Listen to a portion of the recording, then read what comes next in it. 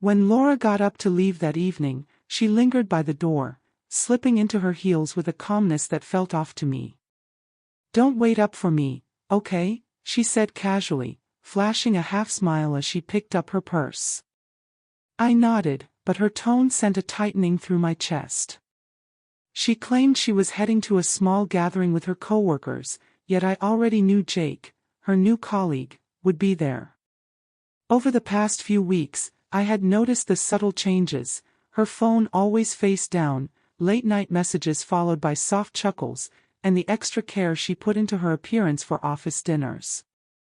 I wasn't naturally jealous, but there's a line between trust and blind faith. That night, my instincts screamed that something wasn't right. As she turned to leave, I decided to confront her. "Have fun with Jake," I said, keeping my voice steady. Her hand froze on the doorknob. She glanced back, her face paling. "What?" she whispered. I repeated my words, adding, "You don't need to lie, Laura. I know who's really waiting for you." For a moment, she didn't move. Then she muttered something about me being ridiculous and walked out, slamming the door behind her. I sat in silence, staring down the empty hallway, trying to make sense of the storm inside me: anger, sadness, and disappointment swirling together like poison. I didn't follow her. Instead, I pulled out my phone and checked our shared location app. She had forgotten I could still track her. 10 minutes later, the little dot moved, not toward the restaurant she'd mentioned, but toward a hotel across town. My worst fear had come true. I didn't rage. I didn't call. I just stared at the map, realizing how quietly my marriage had begun to unravel. I started packing a small bag, not to leave forever, but to carve out space to think. Every photo on the wall felt like a lie. Every memory was tainted by deceit. About an hour later, my phone buzzed. "You still up?" I didn't reply. 5 minutes later, "I'm sorry if I upset you earlier. It's just work stuff." I stayed silent. The quiet said more than any words could. Then came a call. Her voice, usually steady, was now shaky. "Why did you say that about Jake?" "What do you know?" she asked. I replied quietly, "You weren't where you said you'd be." Silence fell on the line. I could hear her breathing, rapid and uneven.